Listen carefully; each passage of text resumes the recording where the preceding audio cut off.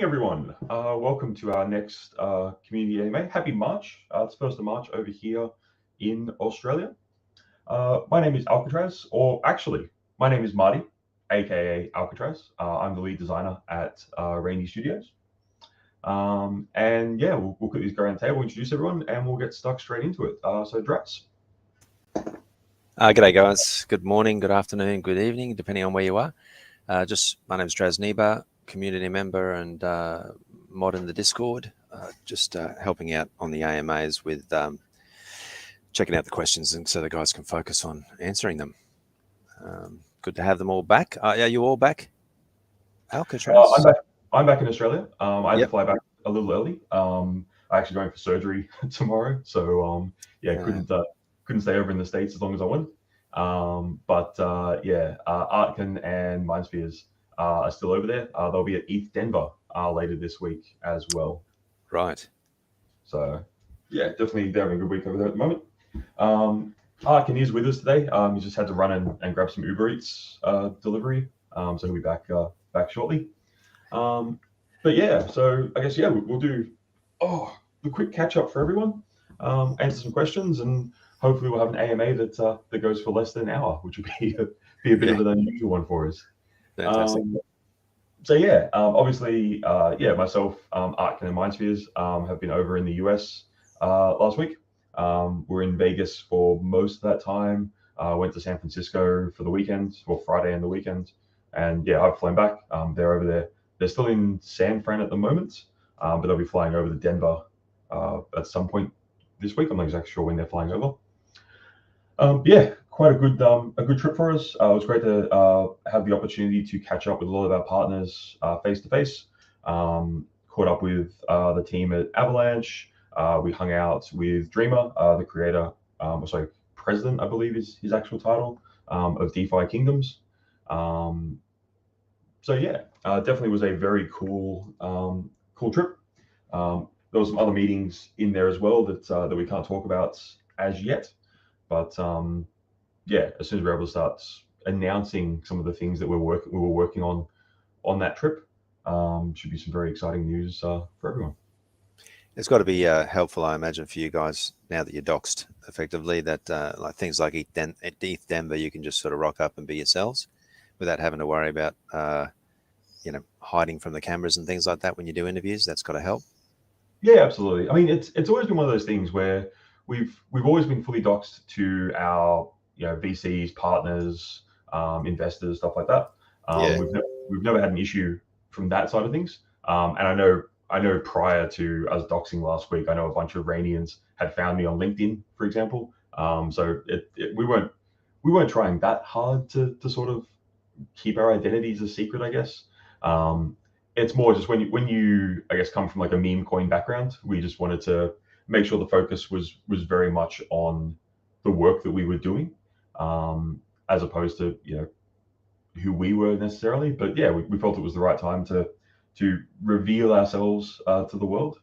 I'll find the photo actually. I'll put it up. Where is it? I think it's on our profile somewhere. Yeah, there it is.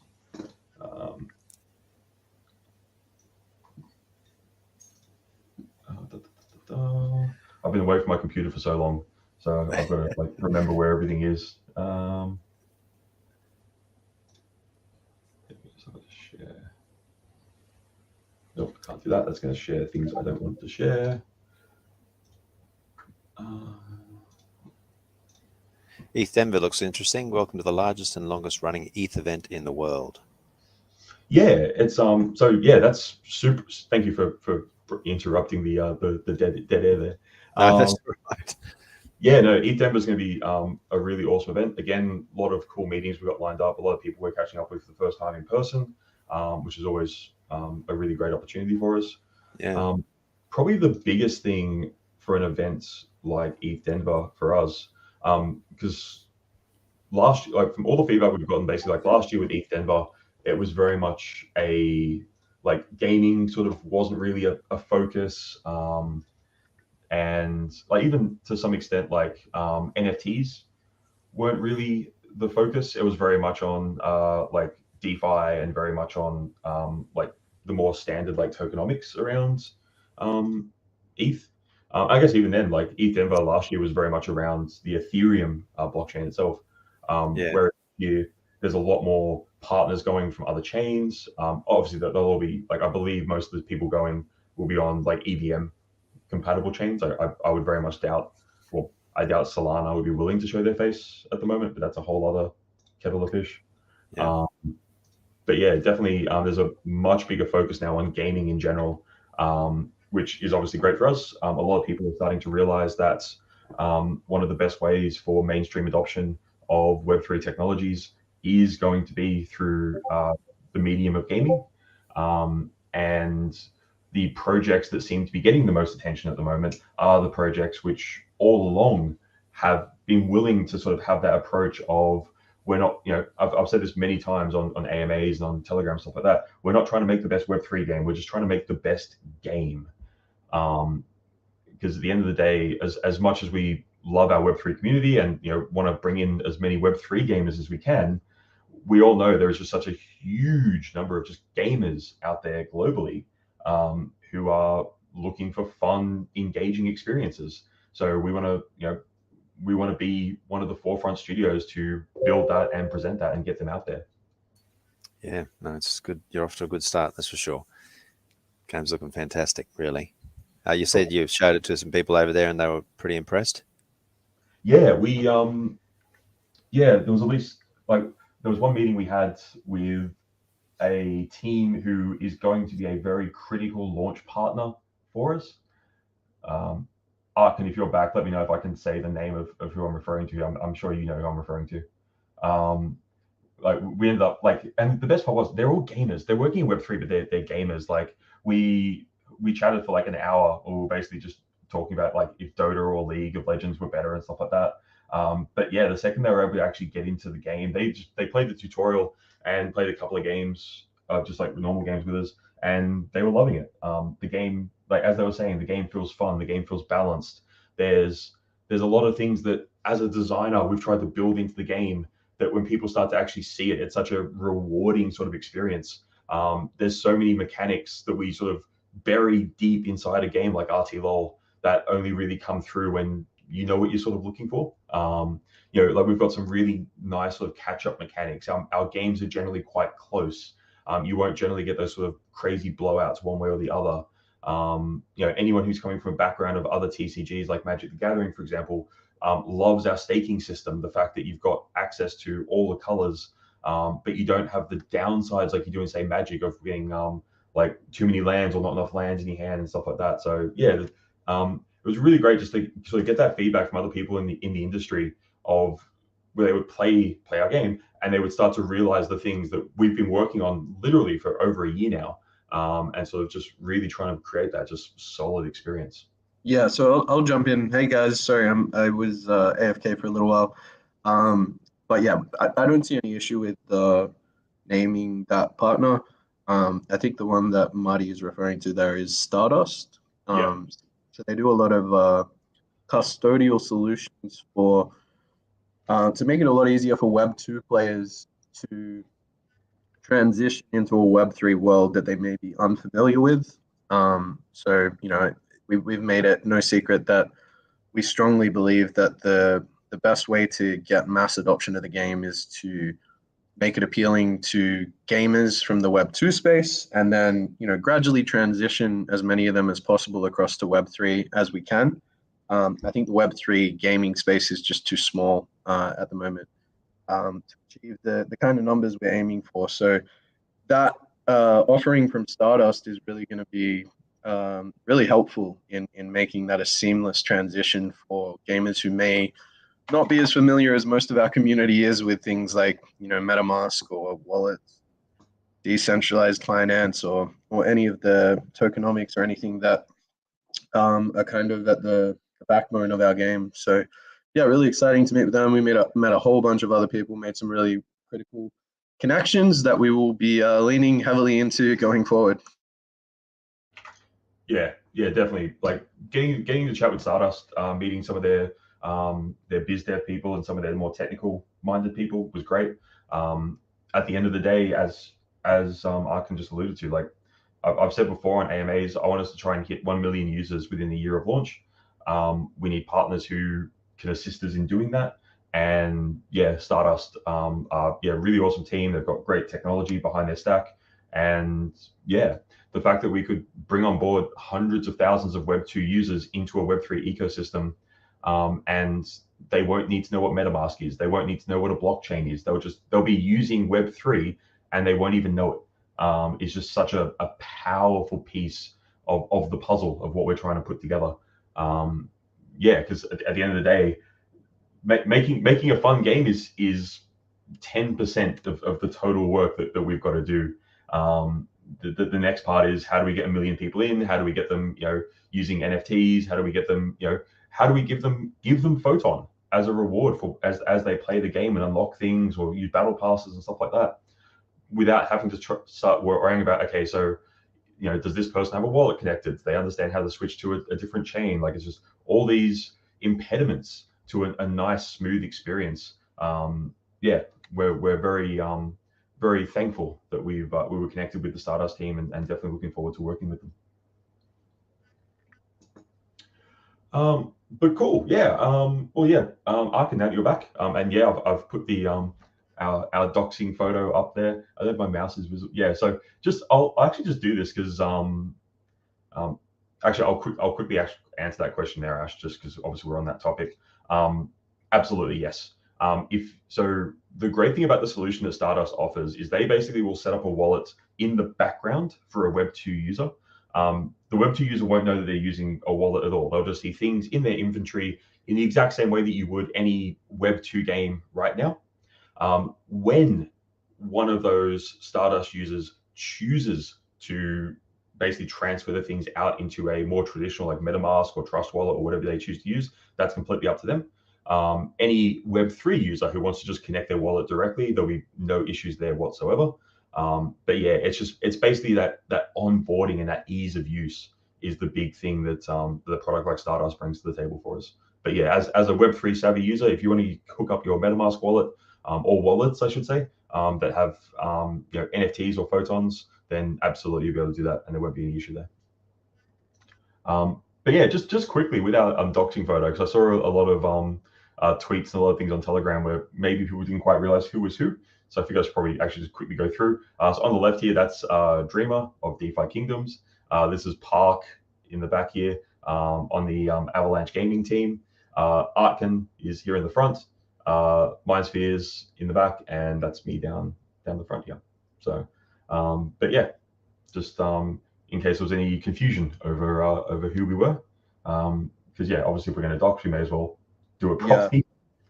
And just to make it more complicated for you guys, we're going to be less careful about using our online pseudonyms moving forward. So you're probably going to have to learn our real names. Alcatraz is Marty. I'm Chris. Mindspheres is JJ. I know a lot of people had kind of worked out who we were anyway, since we weren't exactly super careful in hiding our identities. But what this enables us to do is we'll update the Raini.io website with our real profiles and some of our background. It adds a lot of perceived legitimacy to new investors and helps us a lot moving forward with growing the project. It was something we always wanted to do, but we just needed to find the right time. And at DICE in Las Vegas seemed like the perfect opportunity, so that's why we pulled the trigger then. But yeah, stay tuned for the website update, and please forgive us if we use online pseudonyms and real names interchangeably a bit going forward. Yeah, there you go. I've made it easier for people. I've actually just updated my name here as well, so that should hopefully ease some confusions there. But yeah, cool. Yes, that's yeah, MS is Dan Harmon, yes. But yeah, Draz, let's kick into some questions. Sure thing. There weren't any questions in the in Telegram or Discord that I could find this week, so they're just literally all in the chat at the moment. So let's say start with Myzen, the first one. If we've got a big influx of players, would the team consider releasing the second edition common and uncommons as a set, but still leave them free to use, just no rewards unless you own them? Not sure. Yeah, cool. Interesting question. And it's definitely something we're looking at quite actively at the moment, as we're obviously working through our in-game economy, our tokenomics, our engagement and retention flow and stuff like that as we move towards launch. I would probably say that we're pretty happy with the decision that commons and uncommons won't be released as packs, as NFTs. They'll just be basically cards that you unlock within the game itself. One of the reasons why that's going to be really important for us is obviously we want people, to be able to use their NFTs and engage with that side of our Web3 economy, but doing it where commons and uncommons still need to be collected within the game itself gives us things that we can sort of it allows us to have things that players can work towards by playing and by engaging with the game. So for example, we could, level 1 of our free battle pass tier could be a common or uncommon pack or something along those lines. So it gives us basically different ways to allow players to engage with the product that we offer, while not having to worry so much about, if we have all the commons and uncommons as NFTs, people look at the collection, see a really low floor price, they might think that there's no value in what we're actually offering. But what they don't realize is that, there's obviously value in the more rarer cards, but we need those more common cards to be available to all users. I think though, if we saw a massive influx of players, we would definitely be open to the possibility of making NFT versions of, second edition and beyond commons and uncommons optional. Like you can use the ones that you unlock in the game, or you can use the NFT version. And like you're saying here, the NFT versions would just unlock or increase your play and earn rewards, or improve your rewards. So yeah, it's definitely a possibility, but it's kind of like one of those things that, as Marty was saying, we don't want to do too early for a lot of reasons. I think at this stage in the game's growth and in this prevailing market conditions, under these conditions we're in, it just makes sense to kind of make them all unlockable rather than NFTs, except for the Genesis. We're going to honor, obviously, the Genesis commons and uncommons, but I guess for future sets, for the foreseeable future, there's no immediate plans to make them NFTs. Maybe down the track if we get really. Okay, cool. GM Gaming, I think that might be George, I'm not sure. What type of partnership does Raini have with DeFi Kingdoms? Dreamer is awesome. DeFi Kingdoms is awesome. That's it. Yeah, I mean, we haven't really formalized anything yet, but we've had a lot of discussions, and that there are a lot of ways that partnership could evolve. I think both parties are very open to whatever makes sense for both communities. I think we have some advantages, they have some advantages. We could definitely slot in well together in a number of different ways, but how that looks, you're gonna have to stay tuned, and we'll work out behind the scenes. Yeah, there was a lot of interesting discussions wandering through downtown Las Vegas at 5 a.m. in the morning. But yeah, there will be some very cool things coming there, but yeah, nothing that we're in a position to announce just yet. Okay, no, that's cool. GM Gaming is also asking, when will we be able to use the new cards, 70S? Hopefully very soon. So we're currently putting the final touches on version 096 at the moment, which should have 7 Deadly Sins unlocked in there, ready to go. I will say some of the art stuff, so some of the what we call on-play animations aren't quite locked in yet. We're still doing an art and audio pass on some of those. So if we do release all of the 7DS cards in 096, we'll patch in the updated animations and stuff in a later version. Some of all the animation stuff, obviously they look awesome. We're doing the full art pass on them too, so they sound great, obviously, as well. But yeah, there's just a few still that the OPA is taking a little bit longer than we were anticipating. But yeah, the cards are all they're being tested at the moment. We've made a few changes to some of the cards just based on our internal testing. Chastity, I think, is probably the main one that's going to have a few little slight changes to it, just mostly around how many you can actually play at any one time. Because we realized in testing that if you use a combination of Nifty, Banish, and Chastity, it was possible to basically just lock down your opponent's entire board, which wasn't really creating a fun gameplay experience. So yeah, we're obviously just doing that testing just to make sure that when the set does go live for players, that it's going to be in as good a shape as we can make it. And then yeah, we'll obviously keep an eye on it and make any changes as we need to moving forward as well. So yeah, hopefully to answer the question, hopefully soon. Yeah, excellent. Ronald Verhoeven. Hi guys, will X photons or photons be able to be used to buy packs in the next drop in addition to rainbows and unicorns?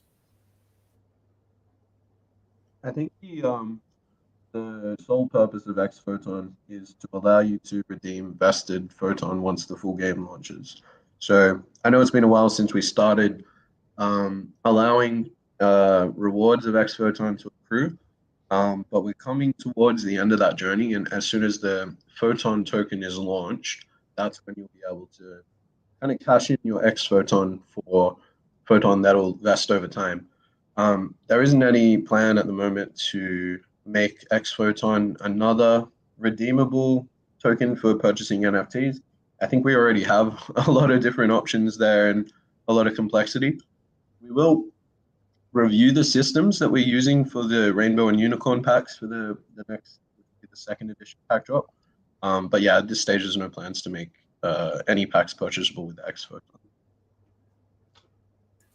I mean, by the time when the next set is launched, will Photon 1 actually be in play yet, or will it? Probably not quite, but not far off at all. If everything goes to our launch plan, then it's going to be a matter of a handful of months between the second edition pack drop and the full game launch, including Photon. So yeah, not long regardless. Yeah, nice. Yeah. Once Ash Hole's asking when chubby card reveal. Oh, sorry. I was going to say, once the full Photon token is live, then yes, you should be able to buy packs using Photon, as well as rainbows and unicorns. Yeah, X Photon specifically won't be. Yeah, exactly. So you can get those Photon with X Photon. It's kind of like a two-step process to buy with the X Photon at that point, and from then going forward. In terms of the Chubby Vest card, I mean the card's been revealed. We've posted the art for it. Maybe this question is more in relation to the game design for the card. I suppose. Yeah. So this is something that we're going to be working on. It's not even necessarily, we've had a bit of a change of plan. So right now we're looking at making the promotional cards go live as soon as we've got the design locked down and all of the mechanics, rather than waiting and making them part of a future pack drop. Because if you look at our schedule of pack drops, we've got second edition still to do next. So the only way we'd be able to roll them into like a full pack drop is if it was, a mini set after that or the third edition or something. So that's quite a big amount of time before they'd become playable. And, a lot of people have earned a number of copies of these cards now. Some of them have been airdropped, like the Year of the Rabbit ones. The other ones, now that we finally got everything online for 7 Deadly Sins, including auctions, we're going to be minting and airdropping the prize winners now. So we don't want you to just be sitting on those NFTs without having any, I guess, link to what the game mechanics for them will be. So yeah, potentially within the next 1 to 2 months, we're hoping to get all of those promo cards. So it'd be Chubby Aliens, Campai Pandas, and the Avalanche spell card are the ones that are outstanding.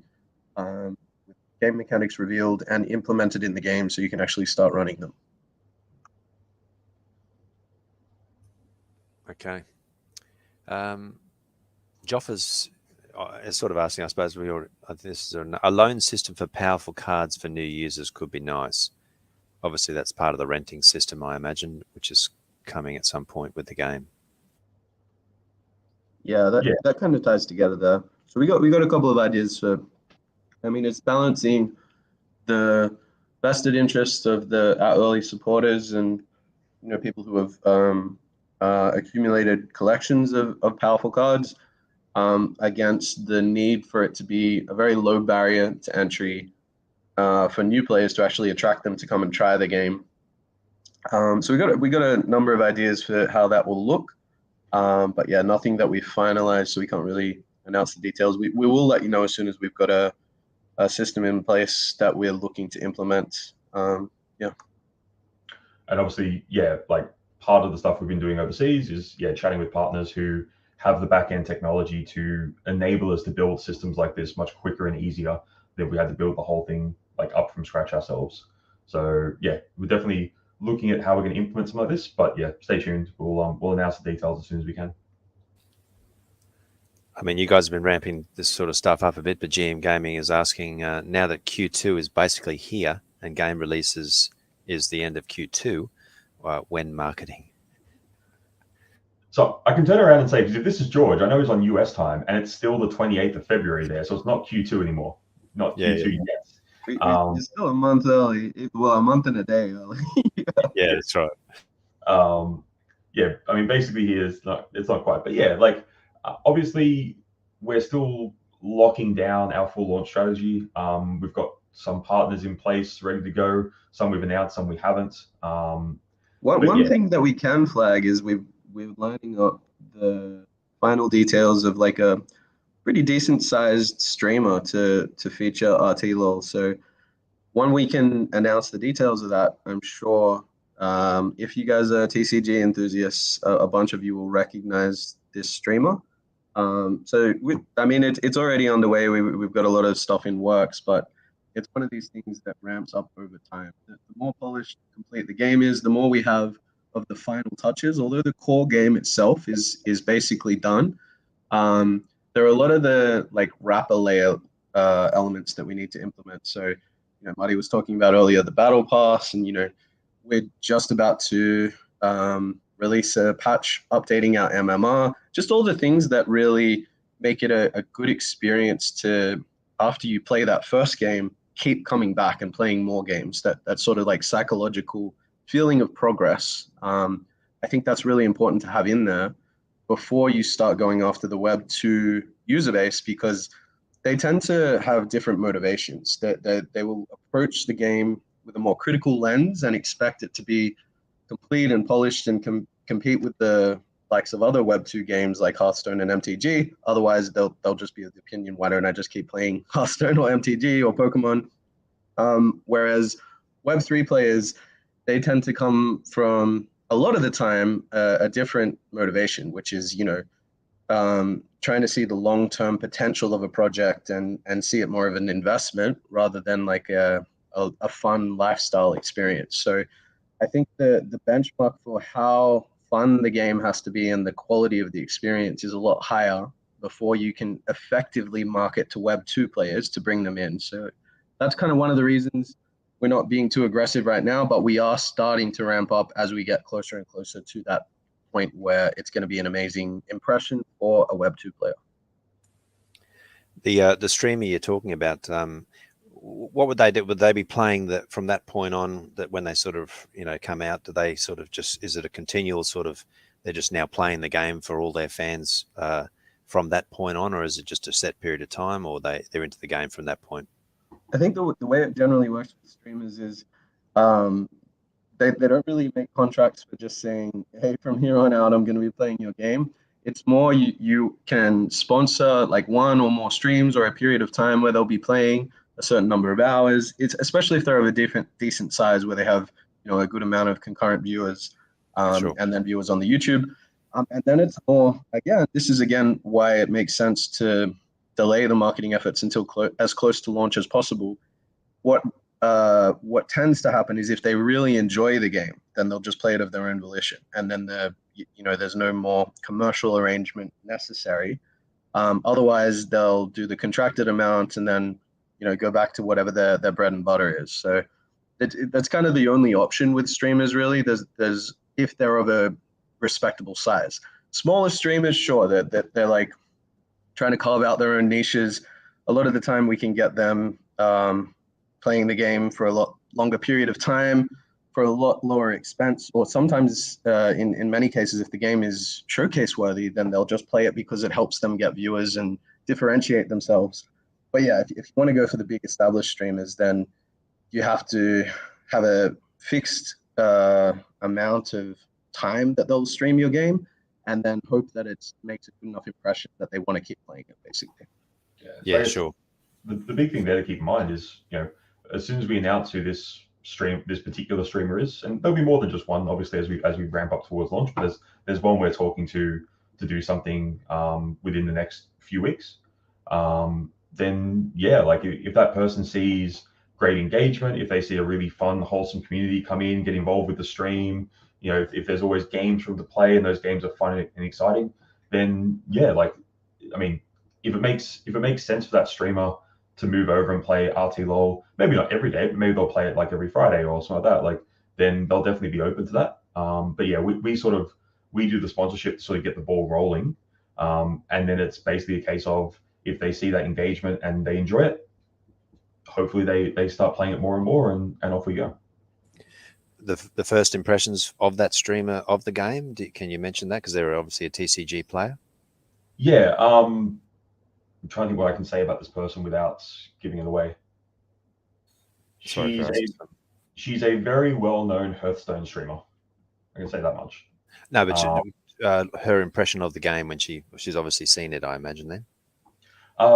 So with a lot of these streamers, we actually don't. We give them basically a trailer and stuff like that. We give them an idea of, and we actually write up a document to say these are the sort of things the game's like and stuff like that.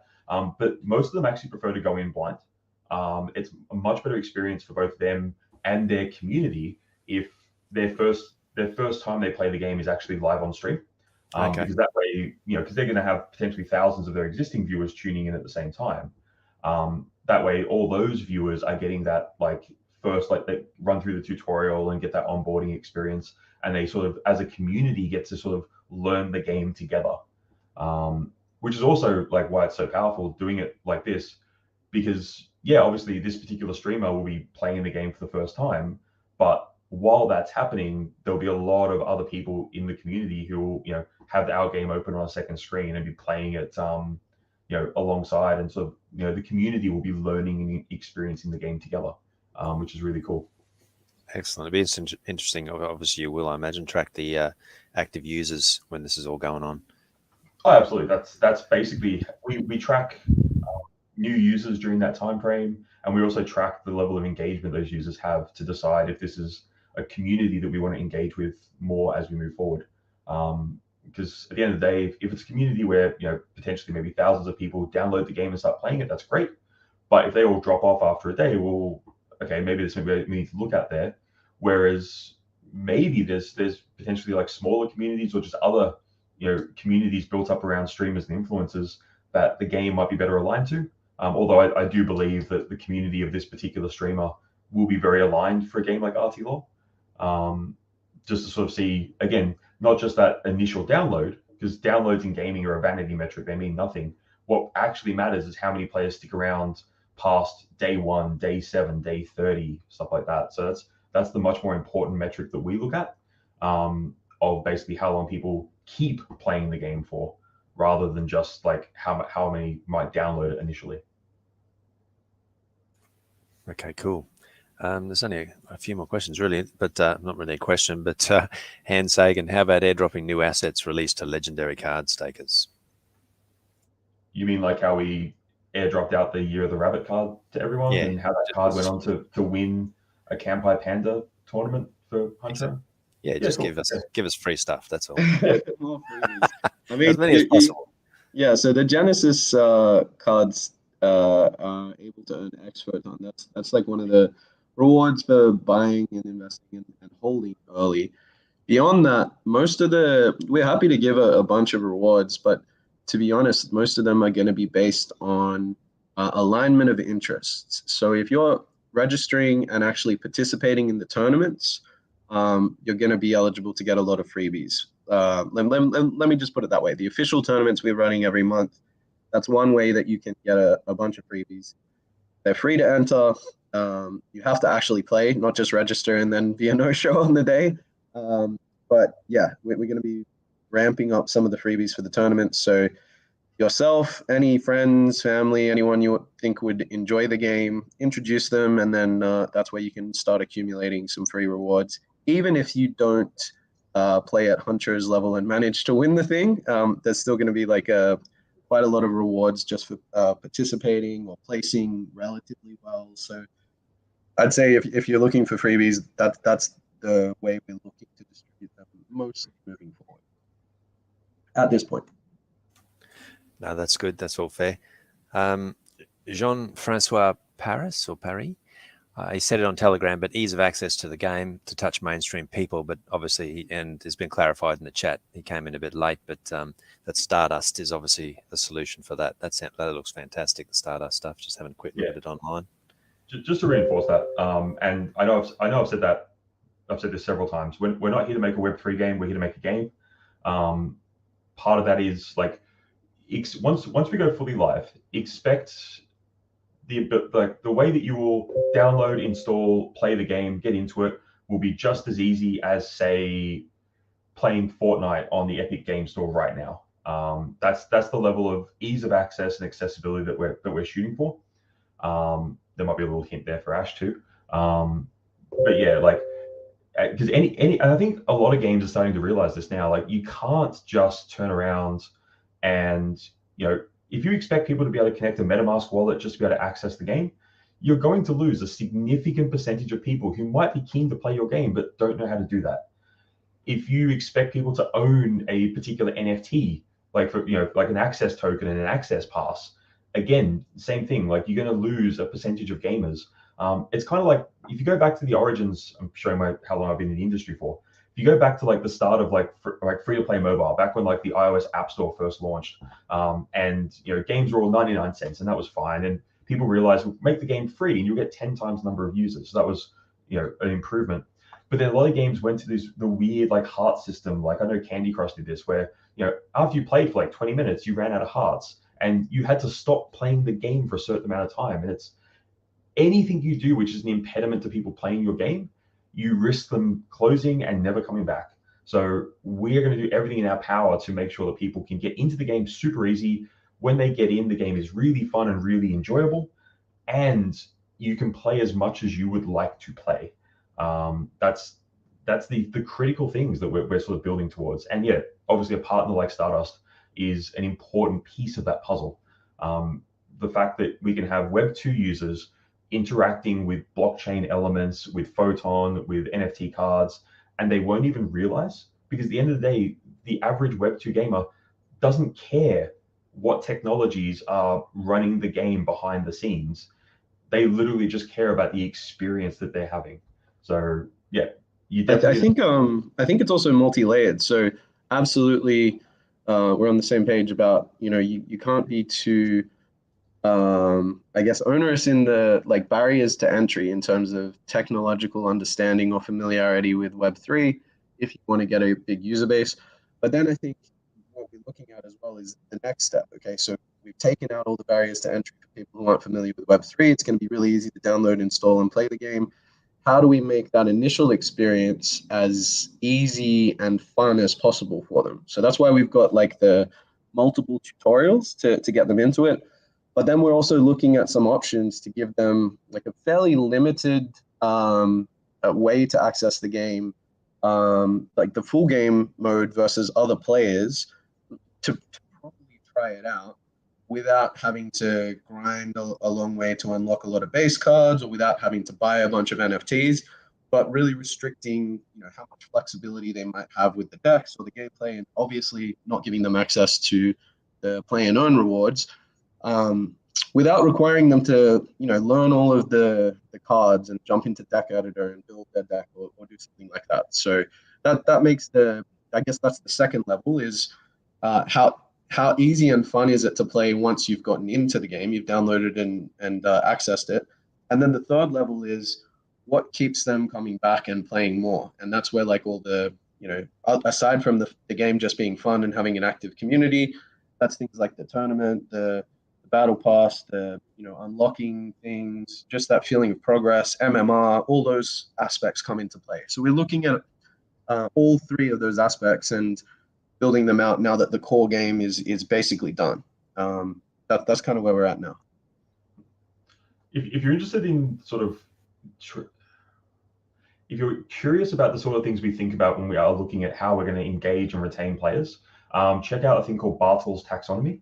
It's a really interesting paper that sort of breaks down people who play multiplayer games into a few different segments. And then, yeah, like we sort of take our existing player base and what we know about RTLOL users, sort of apply that on top of like Bartles and some other like player taxonomy breakdowns as we sort of go through. But yeah, you'll start to see a lot more of this stuff as we move towards launch. Alrighty. What was that first name? Bartles, did you say? Bartles taxonomy. Yeah, Bartles taxonomy. I just threw it in chat. If reading game design papers is your idea of a fun Sunday afternoon, yeah, check that out. It's a really good read. Nice.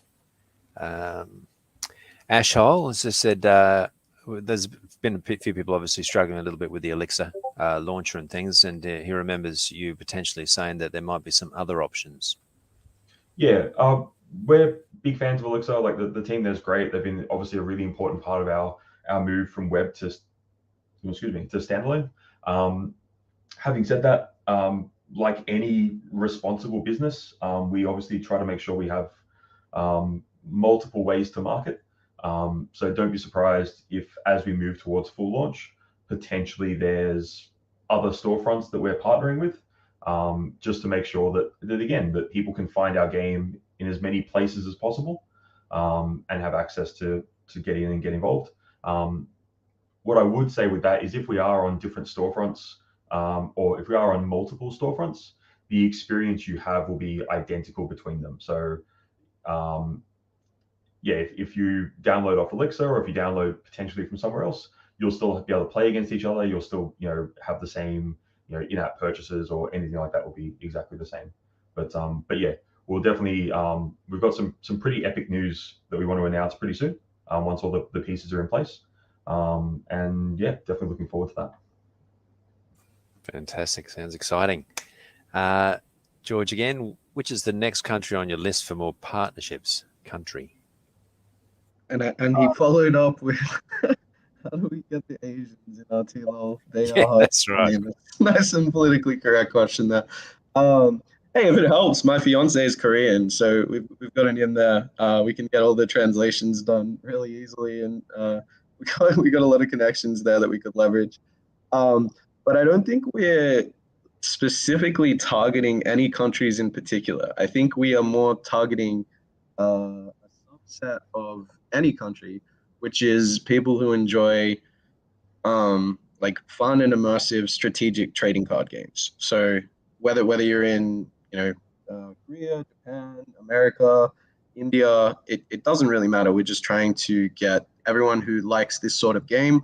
We're trying to make the best game of the genre possible and then get it in front of as many of those people as possible. That's kind of our priority, rather than looking at geographic targeting specifically. Not to say we won't do some of that. I think some of the most effective is doing translation. So that's where we've got a number of community members who are bi or trilingual, and we've already done some translations into other languages. So I think that just makes it more accessible. That's probably the starting point. Yeah, but that's kind of where we are in terms of the geographic targeting or lack thereof. Probably also important to keep in mind here, and again, this is just hats off to our back end team for the work that they do. Like, unlike a lot of other games that might break up their player base into regions, you'll notice that we haven't done that. We have no plans on doing that. We want to establish a global community for RTLOL, where someone sitting in an internet cafe in Japan can play against someone who's sitting on the beach in Miami, for example. We don't want to sort of break up our player base at all geographically. We love all of you. We want gamers. That's the long and short of it, wherever they're from. And will the sort of matching system always be in place where new people really rarely will ever come across the guns in the game, and as they rank themselves up, then that's when they come across the guns? Yeah, there's a lot of systems we're doing for matchmaking specifically that will control basically the sort of players you'll be paired against. And at launch, there'll be actually multiple different matchmaking queues that we set up for that purpose as well. Because at the end of the day, like if Huncho is trying to prepare for the next tournament, pairing him up against a brand new free-to-play player who's never played before isn't a great experience for either player.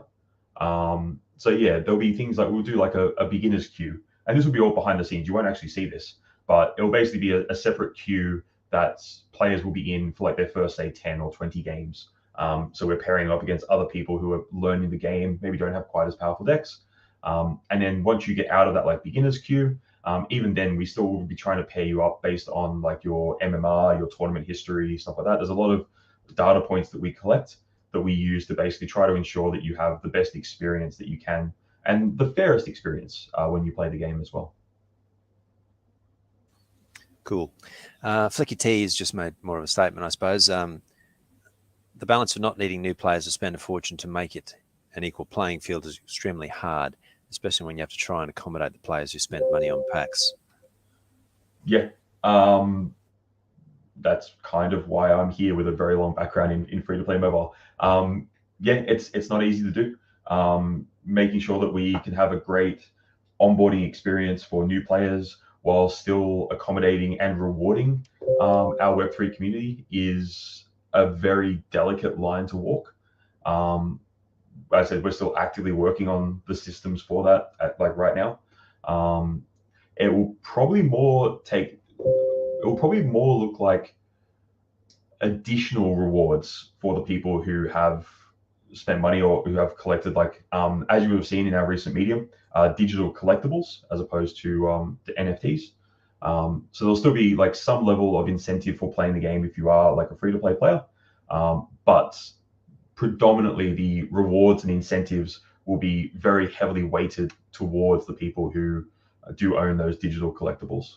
But yeah, we're still actively in development of working out how that's going to look.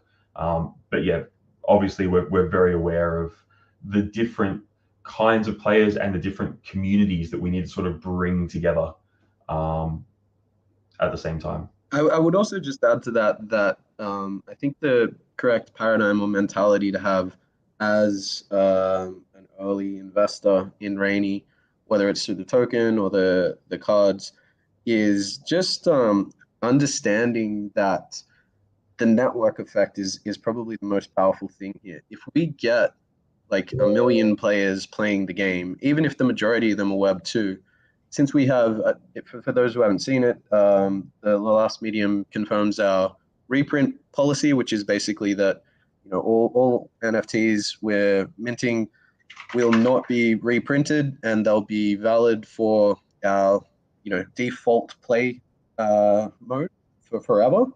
I think just if you understand that the value of the number of people playing the game relative to those scarce assets drives value to them, then if you take a longer term approach and just, I guess, appreciate that, then it's going to be a lot more beneficial to you guys as investors and us as the developers trying to build the game to as big and successful a point as possible. But basically, the bigger the network, the more everyone wins. It's just there's a bigger piece of the pie to go around, however the distribution of that works. Yeah, absolutely. And yeah, I've just linked that the latest medium. If you haven't a chance to read that, please do. Apologies, it's not quite as lighthearted as our usual tone that we have for our mediums. But yeah, that's obviously where we touch on our reprint policy and our competitive play policy, both of which have been specifically designed for our long-term investors and collectors. So if you are one of the people who has been with us since Genesis, or maybe one of the people that's joined us for Seven Deadly Sins, definitely check that out because that medium is literally written for you guys. So yeah. Jean-Francois has just mentioned a couple of times in the chat there that maybe have eyes on Cross the Ages for inspiration for some ideas, or he maintains that they may have some ideas to take from Cross the Ages, especially the economy part. I don't know if you're familiar with that one yourself, Marty. I'm not actually. I'll take a look at that. Like I said, a lot of my background is primarily in free-to-play mobile. So there's a lot of I've built economies that support millions of players. So this is not our first time at the dance. We know what we're doing when it comes to this. But yeah, we're definitely always keen to check out what other games are doing and yeah, take inspiration from their good ideas and make fun of their bad ideas. So yeah, I've seen a lot of gameplay for CTA. It looks like a fun game, but have yet to do a deep dive into their economics. So yeah, if you're recommending it, then I'll definitely check it out as well. Okay. MTN Shocker. With multiple games coming down the pipeline for Rainy Studios, which will all bring in different revenue streams, a la Blizzard, will the Rainy token receive any dividends per se? Now, this is a really interesting question because the fundamental difference between a token and a share is that shares have to go through a lot of regulatory hoops to get listed on a stock exchange, and you have to be very careful about disclosures and vetting any purchases of the shares. For example, I know like USA and Australia, they both basically have a requirement that only accredited investors who are earning, let's say, over 200K a year or similar, or have a net worth of over $1 million, excluding their home, are able to participate in the purchase of these securities, unless you jump through a whole bunch of hoops like product disclosure statements and a whole bunch of other stuff. Tokens, the SEC has made it very clear that any that basically give investors a direct expectation of financial return are deemed unregistered securities and therefore non-compliant. So it's a very delicate balance to walk. The short answer is that, yeah, we're probably not legally going to be allowed to pay dividends to token holders because of the way that works. However, that doesn't stop us getting creative with coming up with a whole bunch of other ways to give utility to the Rainy token, where if you can kind of play it correctly, you can still derive financial gain. So that's more the approach we're taking now. We are workshopping a whole bunch of ways that the Rainy token can evolve, especially in light of the Raini Studios expansion in our vision. So yeah, expect some more details on what we're thinking of there. But yeah, the short answer is probably not dividends, but definitely looking at additional utility and value accrual to the Rainy token holders. So stay tuned for what that looks like. And yeah, once we unveil what we're thinking, we're always open to feedback and yeah, your thoughts at that time, or any suggestions even in the interim, because we have a pretty good idea of what we're looking at. But if anyone has guidance that is still legally valid with the current climate, especially after good old mate SBF made things fun for us now, yeah, send it through. It's also worth noting that one of the reasons why we moved to a Rainiverse, Rainbows and Unicorns system, which obviously kicked in when the raffles and auctions went live for 7 Deadly Sins, doing it like that gives us much easier ways to use Rainbows and Unicorns in different games, which is not necessarily just restricted to RTLOL. So yeah, maybe not, dividends is how I'd refer to that, but obviously people who own the Rainy token, who are collecting Rainbows and Unicorns, giving you more options for how you choose to use those staking rewards is definitely part of what we're looking at as we are expanding and doing work across different games. Excellent. One of the major benefits of Rainy, I suppose, always thinking ahead, which is great. George is just asking if RTLOL gets overcrowded, will there be different regions as an option? From a technical back-end perspective, overcrowded is an interesting question, or an interesting discussion point, because what is overcrowded? Like, our systems can scale into millions of users already. So, is there a theoretical world where we do need to break up into different regions just because we've got such insane player numbers? Maybe. But, and again, as we've said before, when we talk about these sort of things, we try to explain the why behind the things that we do. And honestly, I don't want to break up into different regions because I want our players to be able to all play the game together. I don't want, a world where you have, a separate leaderboard for Australia, US, wherever, just isn't as fun as one global leaderboard. So yeah, we may look at that if we need to down the road, but at least speaking from my perspective as a designer, we would like to avoid that if possible. I mean, communities themselves, if they wanted to play against people in their own country, could just room code certain things. And exactly. Yeah, it's one of those things where we try not to put restrictions on what players choose to do with our game. I mean, everyone knows room code George, but assuming GM Gaming is George. So yeah, we don't want to restrict how you can choose to play. And the worst thing would be is, imagine if there was a world where we had, like, you know, everyone broken up into different regions. How do you really know if the number one player from, say, the North American region is better or worse than the number one player from the Europe region? So yeah, I would much rather have a global leaderboard, which we still then could have the option of breaking down into regions if we wanted to. But yeah, it's much easier to go that way of global and then break it down to separate leaderboards or separate, you know, tournaments, for example, stuff like that, than if you break it down in the original way and then go the other way. So yeah, like I said, if I'm not going to say there's never a world where we have to break into different regions, but I would hope we never have to actually do that. Okay, right, that's it that I can see for any questions in the chat. Cool. Oh, let's wrap it up there. We can actually have an AMA that goes under the hour for once. But yeah, thank you everyone, obviously, for joining us. Apologies that this week's AMA is a day late.